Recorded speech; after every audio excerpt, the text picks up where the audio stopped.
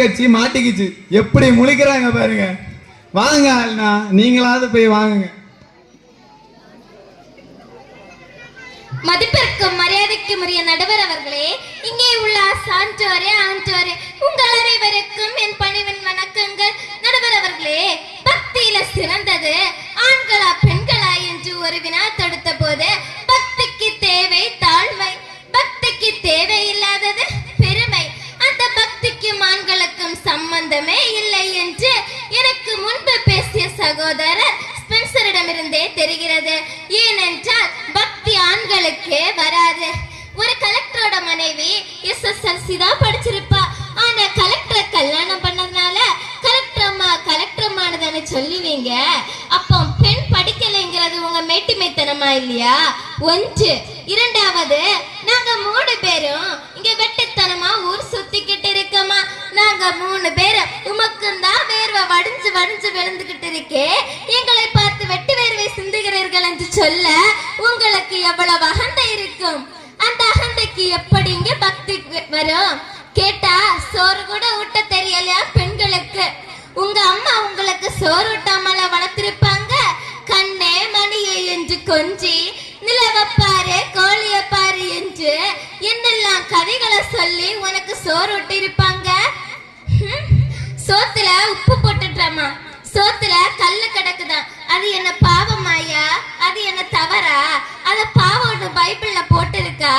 அந்த பாவத்தையும் தவறையும் நாங்க ஒத்துக்கவே இல்லையா.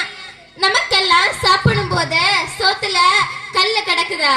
இவங்களுக்கு மட்டும்தானே நாக்க வெளிய தொங்க இட்டுக்கிட்டே சாப்பிடும் போது கல்லு கிடக்குது. ஏவாள படுத்துற பாடு கொஞ்சம் தஞ்சமாயா? நீங்க 3 பேரும் ஏவாள் தான் பாவம் செஞ்சாங்க, ஏவாள் தான் பாவம் செஞ்சாங்கன்னு சொன்னீங்கல்ல. இப்பதான் ஒண்ணு கேக்குறேன். ஒரு டம்ளர்ல அரளி விதைய அரைச்சு இதுதான் ஜூஸ், உடம்புக்கு குளிர்ச்சியானதுன்னு சொல்லி ஒரு மனைவி கணவன் கிட்ட கொண்டு வந்து கொடுத்தா குடிப்பீங்க, குடிச்சிருவீங்க. அப்ப மட்டும் தெரியுதுல்ல. ஏவாள் வந்து பழத்தை கொடுக்கும் போது உன் வாயில என்ன முத்தா இருந்து? அந்த புள்ள இளைய புள்ள தானே, நீ மூத்தவன் தானே. நீ என்ன சொல்லிருக்கணும்? ஆண்டவர் இதை சாப்பிடக்கூடாதுன்னு சொல்லியிருக்கணுமே. பின்னாடி ஆண்டவர் வந்து ஆதாமே ஆதாமே நீ எங்க இருக்கிறான்னு கேட்டப்போ ஆதாம் என்னங்க சொன்னாரு? நான் இங்க ஒளிஞ்சுக்கிட்டு இருக்கேன்னு சொல்லி இருக்கணும், இல்லைன்னா நான் இங்க இருக்கேன்னு சொல்லி இருக்கணும். ஆதாம் என்னங்க சொன்னாரு? தொடக்கம் 3ஆம் அதிகாரம் 12ஆம் வசனத்தை எடுத்து பாருங்க. என்ன சொன்னாரு? நீர் எனக்கு துணையாய் கொடுத்த பெண்ணே அந்த பழத்தை கொடுத்தான்னு சொல்றாங்க. என்னமோ நாங்க போட்டு கொடுக்கிறோம்னு சொன்னீங்களே, இப்ப போட்டு கொடுக்கிறது யாரு? யோசேப்பு தியாகம் செஞ்சாராம். ஒரு கன்னி பெண் கருவூற்றிருக்கிறாள் என்பதனை அறிந்து தன் மனைவியாக ஏற்றுக்கொண்டாராம். அதனால்தான் தலை வணங்கி ஏற்றுக்கொள்கிறேன். காயினோட இன்னொரு பக்கத்தை யோசிச்சு பாருங்க. ஒரு கன்னி பெண், திருமணத்துக்கு நிச்சயிக்கப்பட்ட பெண், திருமண நாளுக்காக காத்து கொண்டிருந்த பெண், அதுவும் எந்த நூற்றாண்டுல? 1ஆம் நூற்றாண்டுக்கு முன்னால் உள்ள காலத்துல. எவ்வளவு தைரியமும் தன்னம்பிக்கையும் இருக்க வேண்டும். திருமணம் ஆவதற்கு முன்னால் ஒரு பெண் ஒரு கருவியை சுமப்பேன் என்று தன் வாழ்க்கையை விட்டு கொடுத்திருப்பாள். அத்தகைய தைரியத்தையும் தன்னம்பிக்கையையும் விடவா ஐயா உங்க யோசிப்பு பண்ணிட்டாரு? சும்மா எதை வேணாலும் பேசிக்கிட்டு. நடுவர் அவர்களை முடித்துக் கொள்கிறேன். சாலமோனின் இனிமை மிகு பாடல். சாலமோன் ஒரு ஆடவர். அந்த ஆடவருக்கு இருந்தது ஞானம் மட்டுமல்ல, பக்தியும் இருந்தது. அவர் என்ன நினைச்சாருன்னா, பெண் பக்தியை தான் ஆண்டவர் ஏற்றுக்கொள்வார் என எண்ணி தன்னை ஒரு பெண்ணாகவும் தன்னை ஒரு நாயகியாகவும் தன்னை ஒரு மனவாட்டியாகவும் நினைத்து இந்த இனிமை மிகு பாடலை எழுதினார். இறைமகன் ஒருவரே மணமகன் என எண்ணி இயேசு கிறிஸ்து ஒருவரே உத்தமர், இயேசு கிறிஸ்து ஒருவரே ஆடவர் என எண்ணி இந்த இனிமை மிகு பாடலை எழுதினார்.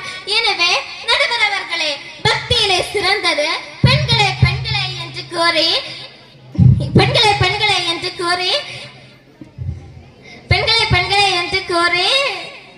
தீர்ப்பு வழங்குமாறு கூறி அமர்கிறேன். நன்றி, வணக்கம். பெரியவர்களே, 2 கட்சியிலையும் நிறைய விஷயம் சொல்லியிருக்காங்க. நமக்கு ஞாயிற்றுக்கிழமை மறையில கிடைக்கிற விஷயங்களை விட நிறைய விஷயங்களை சொல்லியிருக்காங்க. பைபிளை எப்படி படிச்சிருக்காங்க பார்த்தீங்களா? பழைய ஏற்பாட்டை நம்ம புரட்டி பார்க்க வேண்டாம்.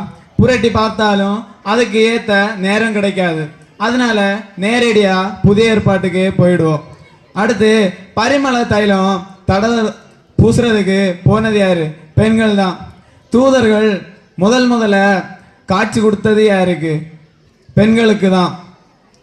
அதனால பெண் ஏன் சொல்ல வரேன்னா, பெண்கள் அவ்வளோ தைரியமா நின்று அவர் கூடவே நின்னாங்க. ஆனா ஆண்கள் ஓடி ஒளிஞ்சுக்கிட்டாங்க.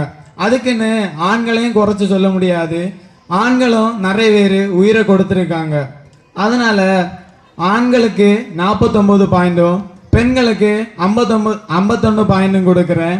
இது எனக்கு 50 பாயிண்ட் கொடுக்கறதுக்கு விருப்பம் இல்லை. அதனால பெண்கள் தான் ஜெயிச்சிருக்காங்க என்று கூறி விடைபெறுகிறேன். நன்றி, வணக்கம்.